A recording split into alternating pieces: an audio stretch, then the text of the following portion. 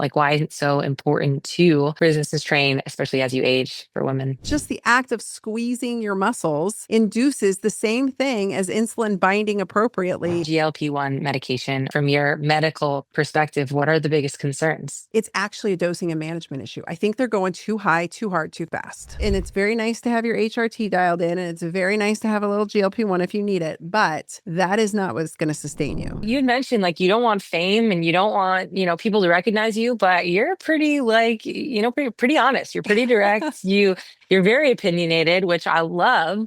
So, why are you sharing what you're sharing, and like why is it so important to you? You're going to make me cry.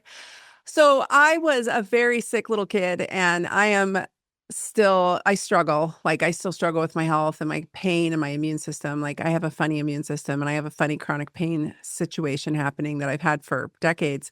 Um, but I had an incredible mentor on this journey along the way. I met this wonderful man who I've been thinking so much about. He'd be so proud of me that I got out of Oregon. He was a naturopathic physician and an acupuncturist, and his name was Dr. Rick Marinelli, and he was incredible. And he taught me everything. I was his receptionist. I mean, I was just lucky enough to end up out of college. I didn't want to go. Everybody was going to work at Intel at the time. Like, Intel was the new thing, and everybody was going to work under, fluorescent lights in cubicles. And I was like, no way am I doing that. And so I went and took a job making nothing, working as his receptionist, and the man was doing magic in that office. And this was in the 90s, like the mid 90s. And I had always known I wanted to be a doctor, but I didn't know naturopathic medicine existed. I didn't know what he was doing. He was doing chelation therapy. He was doing prolotherapy, which is the predecessor of stem cell therapies that you see now. He was doing all kinds of cool stuff. And I learned so much from him. And so, I mean, I got true mentorship in this world. It wasn't just go to school. Like, most people go to school and maybe meet a few cool professors and, maybe do a residency and get kicked out the other side. I spent decades with a master. And so my daughter was going through a really hard time probably 10 years ago. And I sat down to write a document to her, like a Google Drive document, because I thought if anything ever happens to me, she needs to know the secrets of the universe. And all of a sudden it hit me. I was like, everybody needs to know this. Like, I need to bring this out there. And this was, you'll love this. I came out swinging with like, eat more meat and deadlift. Like, ladies, eat meat and deadlift. And nobody was really talking about that in the medicine space at the time. Like, no doctors were actually sharing that message at all. And of course, I got my ass handed to me because the big health gurus of the day were talking about, go vegan and do yoga. And I was like, no, eat steak and deadlift. Like, that'll fix a lot of things. And go out in the sun. We photosynthesize. And of course, it was not a popular message. So I keep being early to certain conversations, and I pay the price, and then it becomes old hat, and everyone's like, oh yeah, everyone knows that. But he was that way too. So he always was getting into trouble with his peers and with his colleagues and with everyone, because he was really early to a lot of conversations. And so he died, unfortunately, in 2013. He died of cancer, and it was a terrible death that he died. And I watched it happen, and I took over his practice. And I was just about to move to Arizona when that happened. So I got stuck in Oregon for another 10 years. And so I finally have escaped. But I really just did all this because I wanted to teach people the cool shit that I know, that I was taught. Like, I learned a lot along the way, but I just have had so many great mentors in my life in medicine. And I guess I've been in a little bubble because I didn't know, like, I never stopped prescribing hormone replacement therapy when the Women's Health Initiative came out. Like, I never, all these things that are brand new to a lot of people, I've been doing for decades. I'm not trying to brag. I just literally had no idea that people didn't understand it. And when I came out with this GLP-1 conversation, this idea of like individualized dosing, I didn't think that was a weird concept, but I took a lot of heat because a lot of people cannot wrap their heads around the fact that a 115-pound woman is not going to need the same dose as a 225-pound man. Like, I don't know why that's controversial. And I don't know why people could not wrap their heads around the fact that I wasn't talking about weight loss at all. I was trying to have a conversation about the fact that women like you and I have health issues. We may be lean. We may not I mean, you're much leaner than I am, but we may be lean and we may be fit, but we might also benefit from some of the applications of a GLP-1 in a tiny itty bitsy dose. Hmm. And that was what I was trying to come out swinging with. And it just was not, these were ideas that the world wasn't ready for. And you can't take those concepts outside of a whole integrative approach. It doesn't work. And so that right there was, a lot of doctors were like, what are you talking about? And a lot of general public people, what are you talking about? So I realized that the way that I've been practicing in my clinic for decades and the way that my mentor taught me, and he before me was practicing for decades, is clearly Hmm. not mainstream yet. And so it's been twisted into some weird vanity weight loss thing with these telemed influencers hawking GLP-1s for inflammation, wink, wink, while they're really pushing people into they're just taking standard doses. They're just dosing. They're pushing them into telemedicine companies where they're giving them regular doses, telling them they're microdoses so they don't feel so stigmatized or not so scared of side effects. But really, they're just taking regular old doses of GLP-1s at the standard dosing that you'd give to an obese person or a type 2 diabetic. And they're calling it microdosing, and they're using my name and my content to sell it. So that's Mm. where we're at. There's That's not a place I would want to be either. That's the whole story. Yeah. So, You've mentioned several times that you're like ahead of the curve. So what are you ahead of next? I don't know. I think I'm done trying to go to bat over ideas that people aren't ready to hear. It's tiresome. You've got something on your mind though. You're like, well, this could be next. Well, you know what it is I actually am pretty disgusted with what's happened with the GLP-1 conversation. And I feel Yeah. like I opened Pandora's box. So people didn't listen for the most part, and they got it wrong a lot of the time. And now there's a lot of people who are stuck because I hear from them all the time.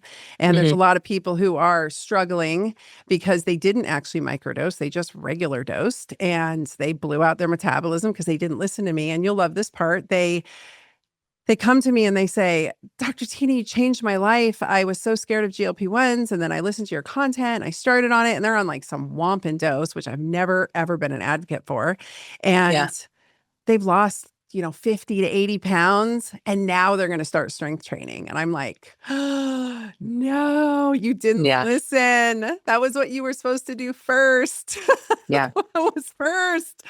Yeah. So I think I'm just gonna throw the whole thing under the bus and like let people know. Like I think they fucked up. I think a lot of people fucked up. I hate to use curse words, but like really, that's it. I feel like that meme where it's the evolution of man going from a monkey to a man, and then it turns into like your typical standard American guy, and it was like, we fucked up. Go back.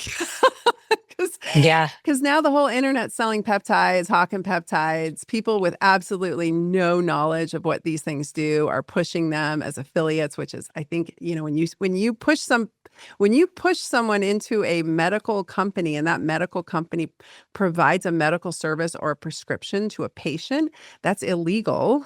It's Hmm. called a kickback. So that's happening all over. I think I'm going to throw the whole thing under the bus and just expose it all. If someone's living under a rock and hasn't heard you talk about this before, what is a GLP-1 medication? Why should some people use it? And really from your medical perspective, what are the biggest concerns? So I have the same concerns that I think everyone has, and that I think the media has done a really good job of overhyping, but they are still very real.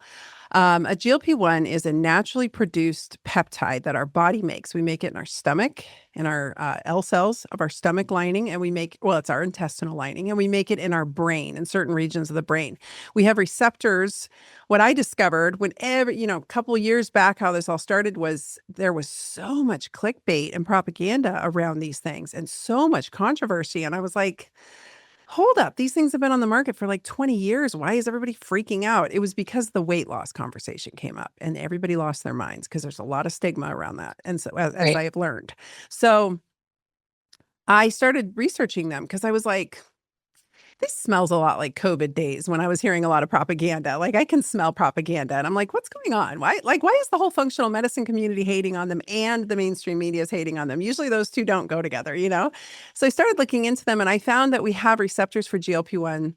It's all over our body, like in our brain, on our immune cells, inside our cartilage, in our bones, in our muscles, everywhere, particularly in our brain.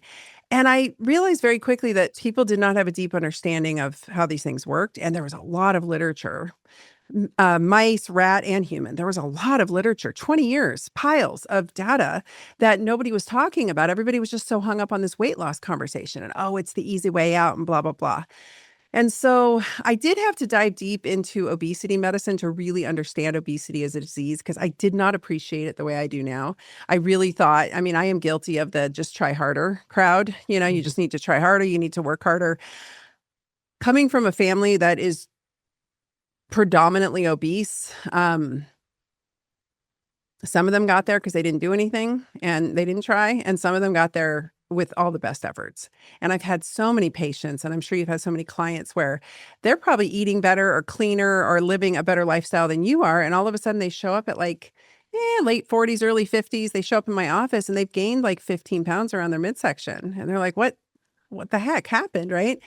So that happened to me too. And I thought, this can't just be estrogen that waning. There's like a master switch in the brain that felt like it got flipped off on me, like when a breaker blows in your house. And I was sitting there as that woman. I was that woman that I had seen walk into my office a million times. I'm researching this GLP-1 and I'm like, I think a lot of the problems we're seeing is coming from some of these higher dosages. I think this might be a dosage and management problem. I don't think the peptide itself is inducing or causing a lot of these issues, which we can get into. I think it's actually a dosing and management issue. I think they're going too high, too hard, too fast.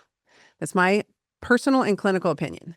And that was my hypothesis. And my other hypothesis was, what if through modern day living, we have become functionally deficient? And this was an idea that really the mainstream medical community could not wrap their heads around. We can induce a functional deficiency. We can stress a person out so much that they go hypothyroid. We can stress someone out so much that they drop into hormonal disruption and perimenopause early. Right. We know that toxicity burden can lead, like just having bad air quality that you grew up in will cause you to go into menopause earlier. We know that stress can do this. So I was like, if I'm supplementing hormones with patients, I've been doing this for decades, where I will give them a functional dose. I will give them a physiologic dose, not a pharmacologic dose, like just a little sprinkle, like, oh, you have migraines and you're 28, try a little progesterone. Let's try a little thyroid. No, your labs are not screaming blatant hypothyroidism, but you do have enough symptoms. Let's do a little bit of thyroid and boom, the world gets better. So I thought, what if we did that with GLP-1s? What if we were Mhm. just functionally deficient? Because I'll tell you, most people that I test, their gut health, their guts are trashed. Most people have some version of leaky gut. Most people honestly have some version of irritable bowel syndrome, if you want to get down to it, or constipation. They think it's normal that they poop only once a week or that they have diarrhea 3 times a day. You know, they think that's been normalized. So if it's made in the gut and our guts are trashed, especially as we age, our gut lining atrophies. We know that Mhm. we lose certain molecules that help us absorb certain nutrients. We know all this. And so I thought, what if we're just like trashed guts, standard American diet all over the place, functionally deficient in GLP-1? What if some people just need a little bit? And then I thought, well, if it's so important in the brain and it's made in the brain, I wonder what chronic stress is doing, because I know how some of those regions where it's produced are impacted by chronic stress. So I thought, I wonder if some folks wouldn't benefit from a little bit. So that's how I got into it. It does slow gastric emptying if you give a high enough dose. It does aggravate the gallbladder if the person's on a high fat diet and their gut health is compromised and you give them a high enough dose and they stop eating. If you crush someone's appetite by giving them such a high dose that they just have no appetite, you will induce malnourishment. You will induce muscle loss, because any severely low caloric state will do that, whether we put them on Right. a, you know, 500 calorie a day HCG diet. That was all the rage when I started practice. Everybody was doing, like, I'm like, what are you doing? You can't put someone on 500 calories a day. And they're like, oh yeah, it's the HCG. I'm like, no, it's the 500 calories. Like, you can't do that. Yeah. So, there's a lot of issues that we can have. I think if we go too fast, too hard, wrong patient selection, everything is about who is this best for? Do we need to clean up their gut health first? Do we need to support their adrenals? Do we need to get them more active?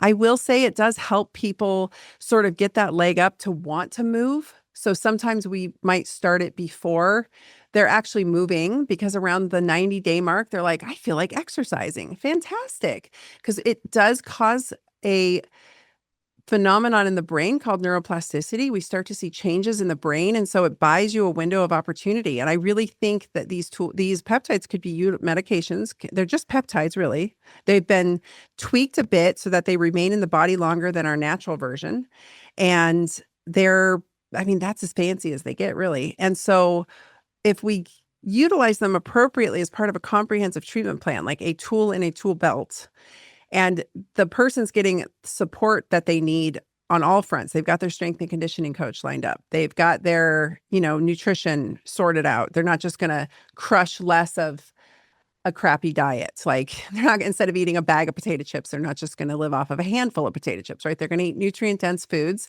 just the way we would treat anybody, just the way you probably approach all your clients too, right? Like, we got to get them eating a good nutrient dense diet. We got to get them moving. We got to get their circadian rhythm set. We got to get them sleeping. We got to get them going for walks.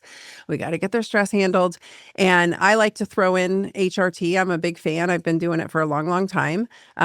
As needed and where it's needed appropriately. That's not an algorithmic sort of cookie cutter approach either. And then we utilize a GLP-1 as a tool. Some people need the teeniest little bit to help with their PCOS or their chronic pain or their acne or their brain fog. Other people want to utilize it truly for weight loss or to really mitigate that metabolic health, and they might need a higher dose. And every body is different. Whether they're a man or a woman, their age, their body composition, their level of fitness, their level of metabolic health, all of those things matter. And I take that into consideration when I would decide a dosage, just like I would any medication. And then we might utilize other peptides in there and we cycle them. This isn't a go on it forever thing. This is utilize it as a strategic tool with somebody who knows what they're doing. Unfortunately, there's just not a lot of doctors who know what they're doing. I'm not dissing them. They just truly don't. That's why I built a course out for doctors so they could come learn. But I mean, and so I think it's of course, like any medication, there's abuse. And we see that with some of these super skinny Hollywood celebrities, but those poor girls are just going to break their hips. I mean, you know that, right? Yeah. We know that jam. I mean, those poor girls this reminds me very much of the 90s when heroin chic was the look and, Kate Moss was all the rage and we were all dieting ourselves into oblivion. I was bone thin too. I was a victim of that. I was living in Portland. So it was like, it was all part of that scene. But, yeah, I mean, so that's the extreme. And I think that's what gets all the publicity. And then, of course, if you're not eating, your hair falls out, your hormones go belly up. I do think that these peptides can really and this is a pearl for everyone listening. I think whether you're microdosing or standard dosing, they can really put an emphasis on whatever hormonal deficiencies you already came in with. So in some cases, they really help women sort of like, I think my hormones are working better. But with a lot of women I've seen, if they're hypothyroid going in, if they're low adrenal going in, if they're low progesterone or low estrogen going in, these can really put a magnifying glass on that and really emphasize those deficiencies so that they don't feel so good. So I think we're seeing, and they also shift your microbiome in a more favorable way, but they also can cause you to back up and get a little bit of that small bacterial overgrowth, that small intestinal bacterial overgrowth that so many people are already dealing with. I would say 80% of the population probably has. These are, 45% of people who go on standard doses of GLP-1s end up with SIBO. So we have to support digestive health. I mean, that's like naturopathic medicine 101, treat the gut first. So I see how it being utilized at higher doses by allopathic doctors who don't have an integrative approach could be a real disaster if people are not doing what I call all the things. But if people are in your wheelhouse, I know in your world I know that you preach a very holistic version of fitness, and movement that's it. Movement makes the gut move.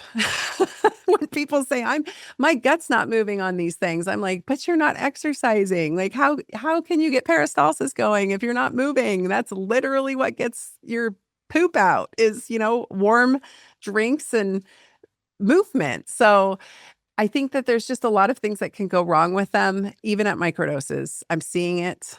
I'm receiving the DMs regularly from people who think they were microdosing or think they sorted it out and they didn't have a game plan and they bought something off the internet and they went for it and it's 9 months later and now they're in a bit of a pickle. And I can't teach everybody I mean, I have pretty much said it all for free out in the world, but like the details of it are behind a paywall because it's nuanced and it's like 40 hours of content, right? But like basically it's a comprehensive strategy where we treat the whole person and we treat the deficiencies they have and we play to their strengths and, we get them stronger and we get them moving. And that's, I think, the best application of bringing a GLP-1 on board. I love that. And it's very important. So much good information that we can take there. But like, how do you know what dosage you're getting actually? And like, how do you know which doctor or who to trust if you did want to go that route? All I can tell you is that a microdose is not necessarily the best dose for everyone, first of all. Not everybody, my husband really needed a more standardized dose. And that was not for weight loss. It's just because he's a big dude and dudes are less sensitive than women are. Women are more sensitive to it. So the standard starting dose of like Ozempic, Wegovy, those are semaglutide, that would be 0.25. So anything below that, honestly, it depends on the application. So it depends on your short-term goals and your long-term goals. And then tirzepatide, which is Mounjaro and Zepbound, the standard dose of that is 2.5 milligrams. Anything below that, the allopathic community they're finally like coming along with me instead of bashing on me. They're starting to agree with me. It's a miracle what happens when you wait long enough and people go, oh, this actually works. They all say anything subclinical, anything below those doses are microdose. I say that a fifth to a tenth of those is a microdose. So a true microdose is a tiny little bit of the standard starting dose. And I would utilize this more in the longevity space for supporting people with brain fog, neurocognitive issues. Now, there was a big Alzheimer's study that got stopped. Novo Nordisk just hit, I think, phase 3 of a clinical trial for Alzheimer's, and they stopped it, and the whole world was bummed. GLP-1s don't help with Alzheimer's, even though we had all this preliminary data that it might, and that it was showing a lot of promise for neuroregenerative benefits. But and I'll get back to what I was saying, but I got to share this because that study was done on people who already had cognitive impairment. They already were in it. And you know as well as I do that Alzheimer's is type 3 diabetes. So they were already in it.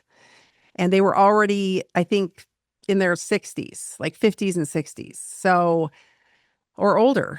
You know what I'm saying? Like, Yeah. how far into the shit show were they of metabolic disease, before they decided to try something for however many weeks and then say it didn't work? That's a whole different thing than preventative medicine. I'm talking about utilizing these peptides at the first glimmer of potential cognitive deficit.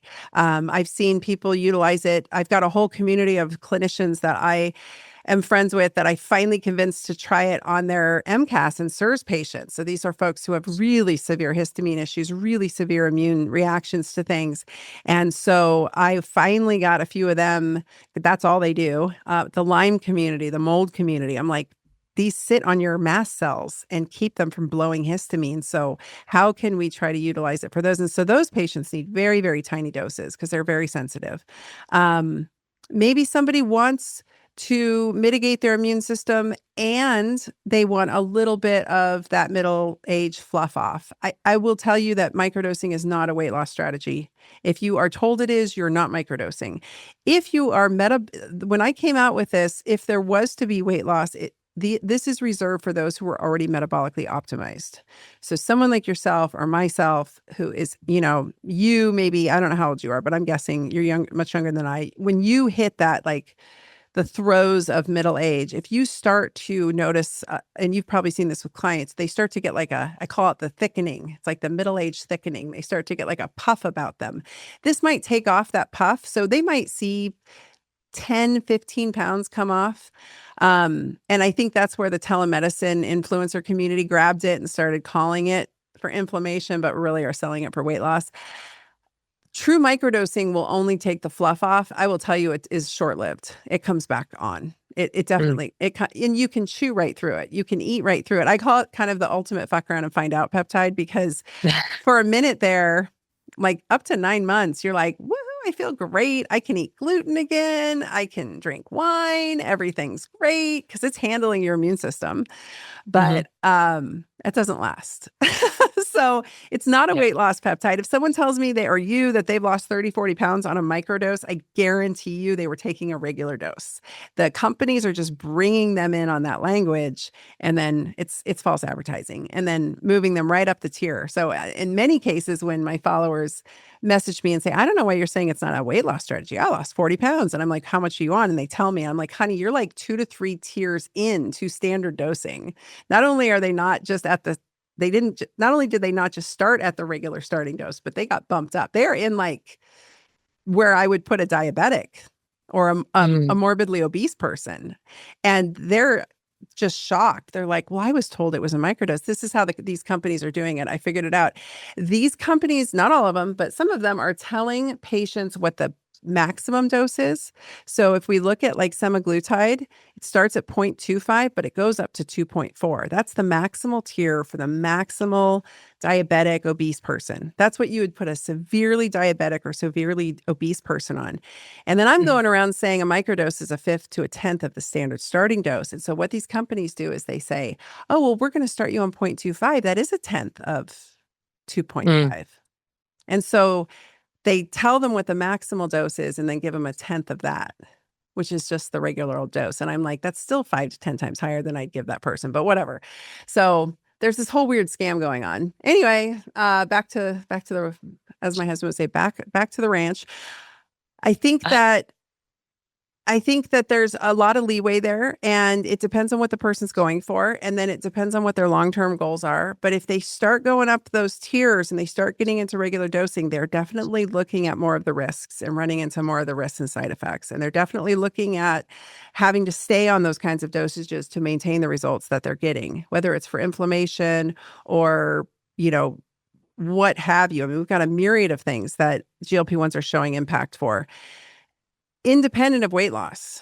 I mean, that's what my original argument was a lot of these things are independent of weight loss. The cardiovascular benefits seem to be independent of weight loss. We don't have studies on microdoses, but if their standard dosing is, my hypothesis is that if their standard dosing is showing these benefits cardiovascularly, then why wouldn't a lower dose potentially have the same impact? But we don't have any data on that. So again, this is all just me and my hypothesis, and then the world kind of ran with it and turned it into whatever it's turned into.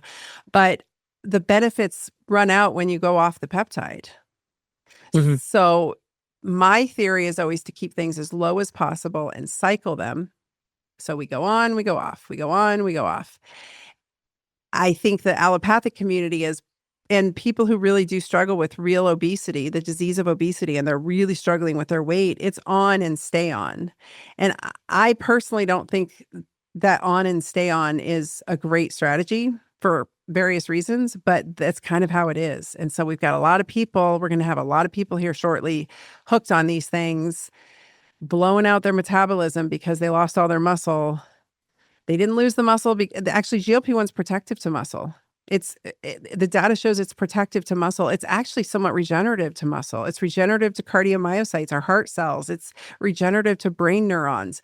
So it has this great potential, but I think the dose is important, and I don't think we've sorted that out yet in the science. And so some of these folks are on very high doses to really get that weight off, but I'm wondering what else it's doing in the body to them long term. And my concern is like, like as well as I do, that you lose all your muscle mass and good luck. So you take someone who's obese, who has sarcopenia already from, having fatty infiltrate in their muscle and metabolic dysfunction, and you take a type 2 diabetic, they're usually one and the same, or they're kind of headed that way.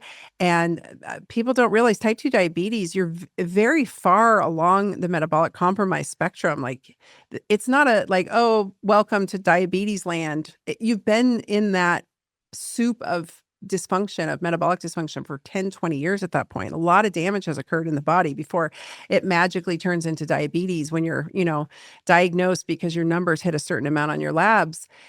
And you take those folks, you put them on these very high doses, you crush their appetite, they drop all this weight, they lose all this muscle. Well, at least before, when they were overweight or they were sitting in diabetes, they had some muscle to go with. Now that's gone. And what if their insurance runs out? Or what if, these have become more affordable, and a lot has changed over the past 2 years. But I see a lot of people who are like, well, I lost all the weight and I was doing great. And then insurance coverage ran out and I had to stop. And now I've ballooned up. And they're often, latest data is showing they're gaining some weight plus. Mhm. And so I guess what I want, this is very long-winded, but what I'm trying to say is I'm talking about two entirely different applications in Yeah. two entirely different types of patient cohorts. But Yeah. there's the healthy, fit community who actually has some things. We have autoimmune disease too. We have pain too. We have brain fog too. We go through menopause too. We have PCOS too. And then there's the folks who are really down, and this is just the medical terminology, but they're very down the pathology of obesity and the pathology of type 2 diabetes. And so that's a very different application and strategy than what I've been trying to share with the world. But it seems to all get clumped into the same, everybody wants to have the same argument about it. And then they're like, well, do you think we should give it to children? And I'm like, oh my God, how did we get there? I was trying to talk to like the metabolically healthy ladies in middle age. Yeah. So And I think we can definitely go down that route of just like if you hear the word Ozempic or you hear like GLP-1 and you immediately think of like the celebrities who's lost 100 pounds in the last 6 months. But like as you've mentioned, and many other people I've had on the podcast saying like there are so many other benefits that you can get from it, but also we need to be focusing on the deadlifts and steak too. So yeah. let's talk about like, the importance of strength training and why it's so important either on or off GLP-1s for like women in midlife in general. Like why is it so important to resistance train, especially as you age for women? I think the main thing that most people don't understand, I know this conversation's been like beat like a dead horse, and Doesn't a matter. lot of a lot of great folks like yourself, Dr. Gabrielle Lyon, like a lot of people really do make a great argument for muscle. And I've always been an advocate. Um, it's your it's your metabolic currency, right? Like it's the sink that absorbs the glucose is some most simplistic terms. Um, but I think the thing that a lot of people don't understand is it's not just about insulin resistance. Everybody wants to talk about insulin resistance and metabolic flexibility. And yes, we need insulin to bind to the cell, and we need we need insulin to get glucose into the cell. And it's the key that opens the lock and it lets the glucose in. And then we get GLUT4 translocation and everything works great. Okay, so we get the glucose into the cell and it's not out there causing havoc. If you have too much glucose out there, the body's trying to produce too much insulin. I'm going to explain insulin resistance really quickly to the audience. If there's too much glucose from too many refined carbohydrates, then all of a sudden the body's like, "What? Yo, we are drowning in glucose. We need to get it." The cells are like, "We're starving. We're starving in here, and it's all outside. Somebody open the doors." And Yeah. so the pancreas is pumping out insulin, trying to help, and the cells are like, too much, too much. And so they start cleaving off insulin receptors. And so now you've got a starving cell, a starving brain. The blood is full of glucose. It's caramelizing, literally caramelizing all over the place and wreaking havoc. And that insulin is pro-grow, i.e., eventually, I mean, it's great for muscle development when you're strength training, but it also likes to grow cancer. So now you're bathing in insulin and glucose, and it's a complete shit show. So everybody gets really hung up on this insulin resistance. But that GLUT4 translocation, where we actually, like, that's the most important piece to get the glucose into the cell. Um, that happens when you squeeze your muscles. Like just the act of squeezing your muscles induces the same thing as insulin binding appropriately and being heard by the cell. So you can accomplish the same thing. I'm not saying that you don't need insulin sensitivity too. And strength training will give that to you because you develop more muscle, which means you have more insulin receptors, which means you're really solving the problem by creating more of a, solution to handle it. But the squeezing of the muscle, the actual act of using the muscle and squeezing it will induce that GLUT4 translocation, which is what ultimately takes the glucose into the cell. And that's the conversation no one really talks about, is like, how do we build a better machine? We make sure that we take advantage of every opportunity to make the system run efficiently. And it's not just one way in, right? So now we've got a couple different ways in, and you have to. And then there's your poor bones. Like, I don't know about Mhm. you, but I do not want to break a hip. breaking a hip is the kiss of death. And this is the part where I scare everybody into compliance because this the stats after you break a hip, first of all, breaking a hip is very common in women today as they age and men. And the stats around your chance of survival is pretty terrible. It's pretty terrible. And if you do survive, your quality of life is significantly diminished. And I will tell you that the patients that I have had the privilege of taking care of, many, many lovely folks, as they were my mentors' patients, and then they became my patients. So I've known these people for decades. And to watch them break a hip and turn into the version that they turned into, it's like watching and anyone who's had a relative they love survive a hip fracture knows this. The lights dim Mm. significantly for those people. Their circle becomes much smaller. The things they can do becomes much less. And suddenly it's terrible. But those are the lucky ones because the unlucky ones usually die of pneumonia in the hospital. And in some really tragic cases, if the women are very, very osteoporotic and sarcopenic, I have heard terrible stories of how they were so frail and fragile that they could not even replace the hip after it broke. They could do nothing. So the poor lady sat there and I've heard this multiple times. I had a patient this happened to. The poor lady sits there for days on end with a dislocated, fractured hip in horrific pain, drowning in her own lungs until she dies of pneumonia. So I don't know about you, but that is not what I want. That is not how I want to go out. I want to have sex until I'm old. I want to climb up things. I want to jump off of things. I want to scramble around. I want to have fun. I want to dance. I want to stay limber and I want to move. And I do not want somebody wiping my butt when I'm old. I Mhm. do not want to end up in a hospital. And so that's really why I strength train. That's it. Like when I really think about it, that's really what motivates me. And you did a Yeah. reel. I re-stitched that reel you did because you were like, this is not like this is going to happen to you. People got really mad at me over that. And I was like, dude, she's right. Like this is what is going to happen to you if you don't choose strength. If you choose to just get frail and weak and old, and this whole I see these skinny women that were skinny in the 70s and now they're skinny old ladies and they still fit in the same pair of jeans, but it's not pretty. Like their bones and muscles, I see them under ultrasound. It does not look good. Mhm. It's not, my whole practice for decades was regenerative medicine injections. I was doing I'm a chiropractor too. So I was doing physical medicine on everybody and I was feeling everyone's tissues. And I'll tell you, the people who are not conditioned are just squishy and their tissues are floppy and they don't hold tension well and they don't know how to tension themselves. So you and I mean, you're incredibly fit. You're much fitter than I am, but even still, like you and I, it happened to me the other day. I tripped and I went into this crazy side lunge and caught myself. And I was Mhm.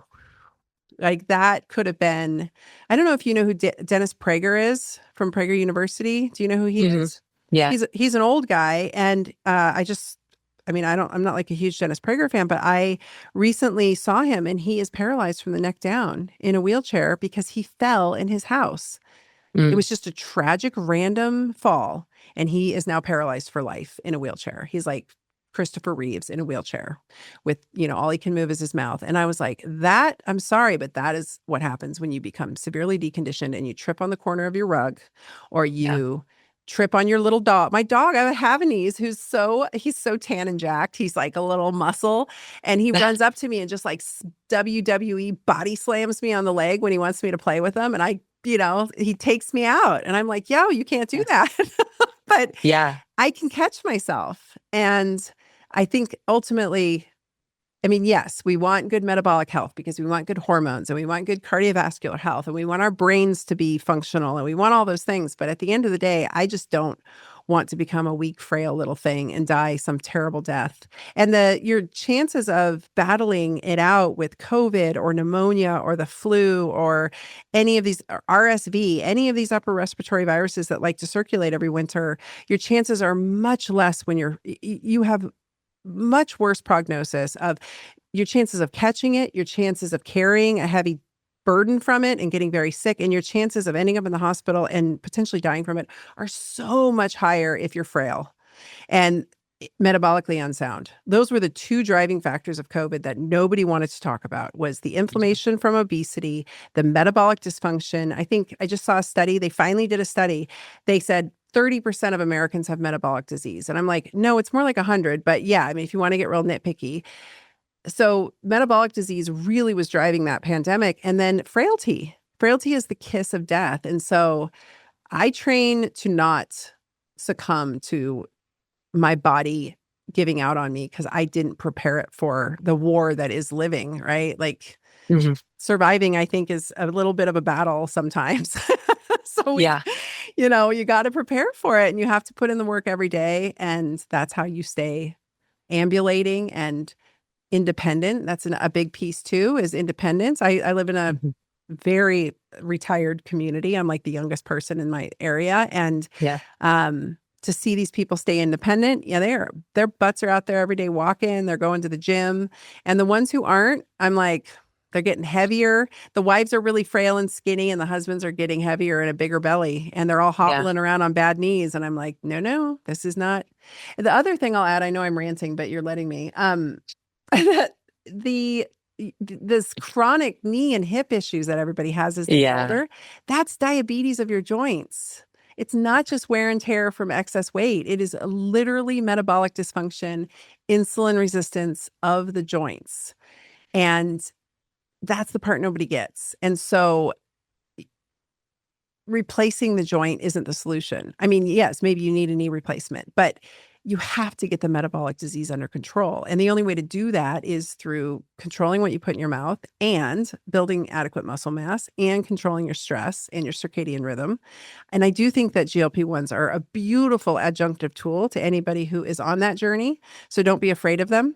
Just use them wisely and go slow and low and be responsible about it and know that the work is yours to do and that there's no free ticket. Nobody rides for free, but they are a beautiful tool to help people along that path. And I think that's one of the reasons why they do such a nice job for helping with joint pain too. It's not just the weight off the joints, it's the actual reset of that metabolic health inside the joint. But from your brain to your knees to you name it, if you're getting brain fog and your knees are getting creaky, you're probably got a few extra inches around your midsection and you're looking headlong at metabolic dysfunction.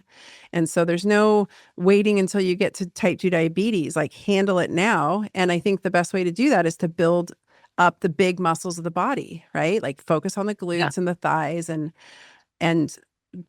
women love to hear that because who doesn't want a nice, juicy butt? you know, Yeah. Yeah. Of we course. all want a round back end. My husband's Yeah. always like, nice dump truck. I'm like, thanks. Like, yeah, I've been working really hard on it. Yeah. Because, We know how important muscle really is, of course. And like sometimes, as we were mentioning, you kind of have to scare people a little bit into this, or they have to like go through a roll of an ankle or like a fall down the stairs for them to really get it. But like hopefully, like the conversations like this can actually get them there before that actually happens. But you've talked about this like metabolic dysfunction and metabolic crisis. Like, what do signs like that look like that people can see, before that actually happens? Well, something I shared years, again, being too early to the combo, I was sharing Yeah. out years ago what my mentor taught me.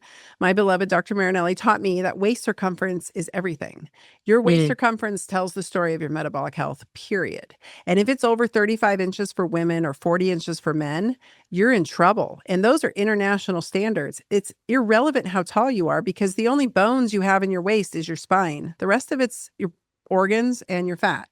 So whether you have fat around your organs or fat on the outside of your organs, you've got a nice circumference of muscle, but it's really contingent on your metabolic health. And so I think a simpler way to do it is look at your pant size, like take a pair of your jeans and it's kind of a rough and dirty way to do it. You fold it in half and then that should fit around your neck. So when I say 35 inches for women, if I had a 35-inch waist, I would be in big trouble based on my size. I mean, I start edging up to 31 inches and I'm like, ooh, and my labs show it. My labs will reflect that. Hmm. So especially as we age, ladies, as we get to middle age and our estrogen starts to wane, even with hormone replacement therapy, our lipids like to go sideways. So our cholesterols and all of those like to go sideways. And very often these women get put on a statin when really they need hormone replacement therapy and a gym membership. But, I digress. So these are all things that we're kind of walking into anyway. We become more insulin resistant as we age, period. Men and women, we become more insulin resistant as our estrogen wanes, period. So Hmm. we don't have a choice in that. We can make it better. We can go into it, as fit as possible and really as cognizant as possible about what we're eating, but it's just sort of a natural process of inflammaging. And so I think our waist circumference is usually the first sign. And then this weird, all of it, I can't tell you how many patients I saw it happen to. And then it happened to me. Your lipids are low, your cholesterol's low, everything's low. And then one day you walk in and everything's through the roof on your labs. And you're like, what the heck is going on? Welcome to middle Mhm. age. Like, welcome to the transition because it's Yeah. happening. And that is part of this. And so we've got, I mean, and people hear this and they're like, well, that's just, none of this is fair. I'm like, I know it's not fair, but you can Yeah. go into it prepared. And I started training, I discovered strength training, I feel quite late, but it was around 39, 40 years old because I knew nobody was talking about muscle at that time, but I knew that my family did not do well with menopause. Like the women in my family did not handle menopause well, and it Hmm. derailed them completely. And my mom went from like a true size 4 to ballooning up during menopause. And I was like, ooh. And so I listened to my mentor. My mentor was a big strength training fan. He was like, forget the treadmill, just go lift weights, hone your Hmm. muscles, keep your waist circumference tight, keep it tight, keep your waist, like have a belt that you can still wear from your 20s, so to speak, like keep your waist tight.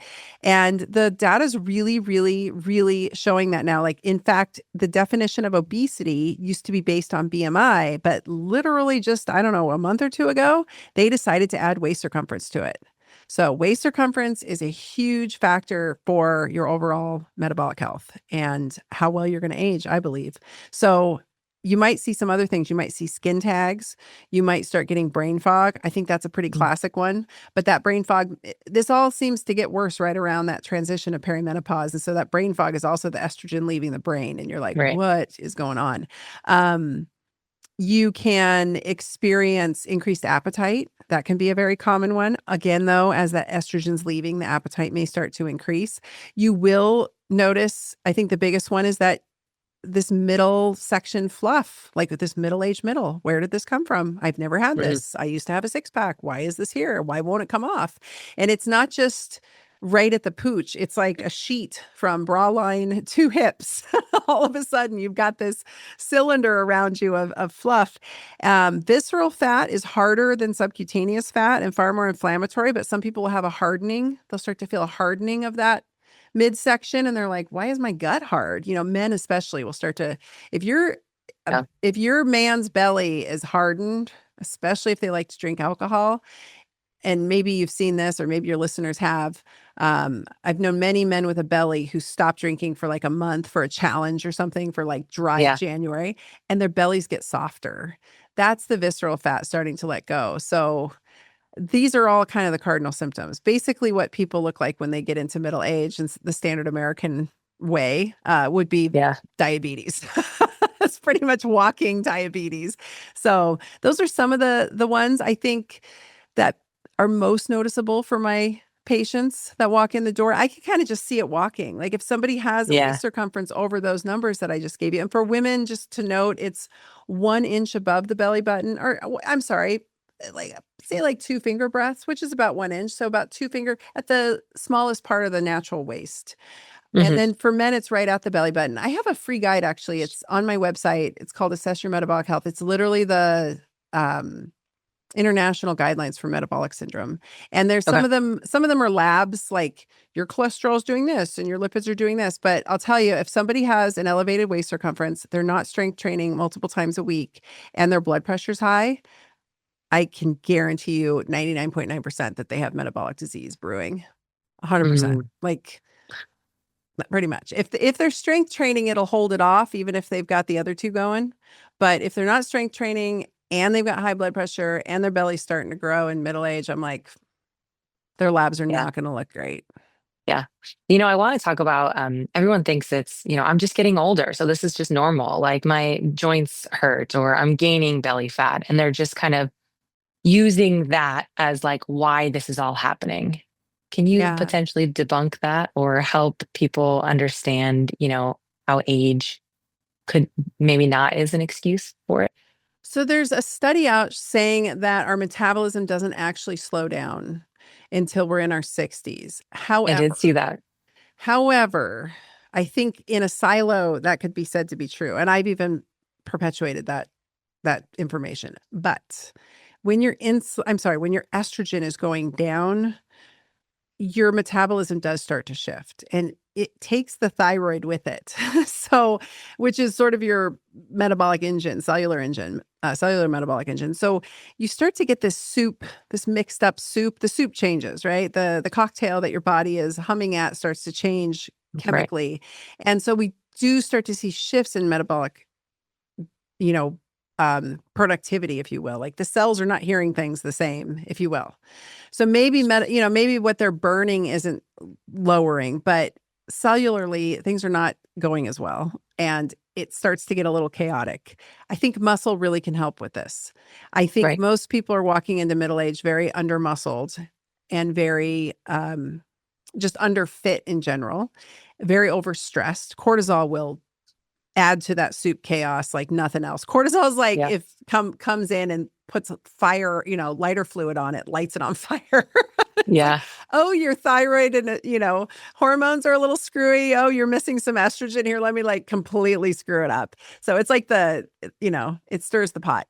And so people are really stressed at this age. We've got a lot on us, right? We've got aging elderly parents and we're looking at the real financial responsibility of them. We've got Mhm. teenagers on the other side, and teenagers today, I mean it's a whole other thing, right? That's going on Mhm.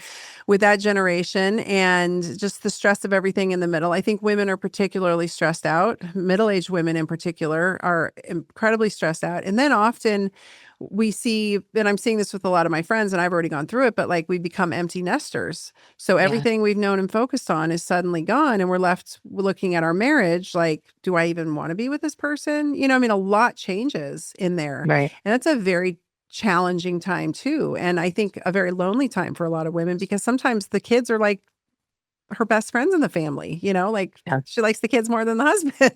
So Yeah. I saw this with a lot of patients. So it's a transition time. It's a lot. Yeah. And so I think that can add fuel to the fire. And then we want to have some wine. And then Right. I want to add this part. I finally, I spent my whole life being restricting what I was eating and being so diligent about what I was putting in my mouth after my terrible 20s, I call it. But I was so diligent with what I was doing. And then all of a sudden it's like, wait, I got to try harder. I got to work even harder. I have to be Yeah. even more careful about what I'm choosing to eat. And now you're telling me I can't have wine and I can't have coffee and I got to do this. And now the internet is creating so much chaos for these women and telling them to Yeah. cold plunge, which I think is crazy. Like, cool plunge, sure, but taking a 50-year-old woman and throwing her in 55-degree water is insane, in my opinion. If she's not high vitality, if she's high vitality, yeah, sure, but a lot of middle-aged women are not. Right. They're so confused about the supplements. The wellness industry, which we're both part of, can be Yeah. a really confusing and I think somewhat predatory space as well, if not done by Sure. ethical people. And so I think it's just utter chaos. And at the end of the day, if they just focus on eating nutritionally dense foods, being cognizant of the extras, the extra calories they're packing in there, which it's easy to stress eat, and then making sure that they get adequate strength training. And then I would say some walking. I mean, I know zone two is Yeah. all the rage and that's cool, but I think most women just need to get a regular walk in every day and more for stress reduction than anything, and Yeah. to get outside in nature, get adequate sunlight, get off their phones, and then get in the gym a couple times a week. That's a really solid starting point, in my opinion. And I think it's doable. Like, I think that alone is doable. Forget everything else. Forget all the supplements, forget all the peptides, forget all of Yeah. that. That's the foundation. Go to bed on time like a grown up, drink enough water, have sex with your husband enough to like feel sexy, like Yeah. Yeah. sometimes you just got to be like, all right, I'll do it. And then, Yeah. you're halfway in it and you're like, I feel great. This is a great idea. Yeah. So, I mean, sometimes we got to do those things. And then from there, it can get fancy. But I think everybody wants to start with a fancy. Agree. They don't want to do the work. And the work is just the foundation. And that's the work you're going to do for the rest of your life. So find a version that you enjoy and stick to it. You heard it here. I've been saying this the whole time, and there's obviously very great information from you on GLP-1s and everything that we've talked about today. But like you just mentioned, like get outside, Get off your phone. Go to the gym, a few times a week. Like strength training is key. Nutrient dense foods, like just check out what you're eating. It can be very simple, but as you've mentioned, there is so much information out there and it's like hard to know which way to go. So if we were to like just let's say close out with one thing you want to like leave in 2025 and really focus on 2026 for women to hear, what do you feel like it is? Well, this is what I've been thinking about nonstop the past 6 months that I haven't been on Y- Instagram. Yeah. It is just what you said, the basics. Like, I'm just going to bring the basics back. I feel like I tried to bring a concept around to the world that was based on people already having the basics Right. handled. Right. That was the expectation, was you've already got the basics in place. Now you can sprinkle on, these are adjunctive, these are additional, these are extra. Yeah. And people, of course, just go for the shiny thing. So bring up basics Yeah. back, really. And for myself too, like just really doubling down on the foundations.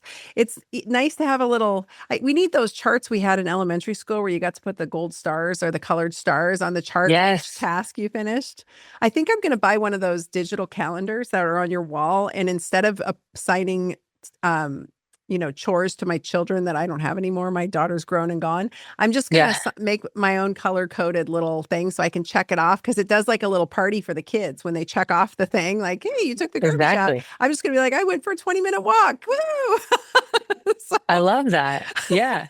I'll put it on Instagram. Yeah, just bring back the basics and get the foundations dialed in before you start adding the sugar on top. The sugar can be helpful. Like sometimes we need a little help, Of course. and that's very nice. And it's very nice to have your HRT dialed in, and it's very nice to have a little GLP-1 if you need it. But that is not what's going to sustain you. Your donkadonk that you built in the gym is what's going to Yeah. sustain you if you end up sick or in the hospital. So that's So it. to round this all out, deadlifts and steak is Yes. really where we're going back to.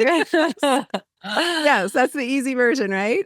And sunshine, I would say In make sure, sunshine. yeah, adequate sunshine in there. I love it. And like stress reduction, whatever that is, like Yes. pet your dogs, hug your kids, hug your husband, go out with your friends, whatever that Yeah. means. Yeah. Dr. Tina, thank you so much for being here today. Where can people find you, learn more about you, and just hear from you? Yeah. So Dr. Tina everywhere. It's DRTYNA. And I have a podcast, which I would love to have you come on. I'm Yeah. building a beautiful studio. I'm in the extra room, but I just bought a space and I'm building a studio here in Arizona. So Nice. you have to come. Yeah, I would love Um, to. yeah. And I have a GLP-1 free course right now. It's coming down at the end of December. So I don't know when this is going to publish, but it is at drtina.com and you can find it at the top there. And if the course isn't there, then get on the wait list because I'm coming out with something even better. But it's a 4-part video series, sort of dispelling the myths and really going into detail about the ideas that I have come up with around GLP-1s that really the data's played out. So it's a great little freebie course.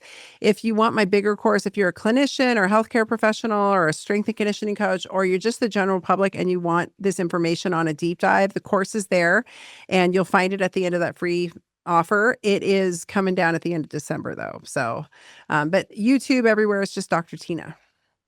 Amazing. Thank you so much for being here. I so appreciate your time. Yeah, thanks for having me.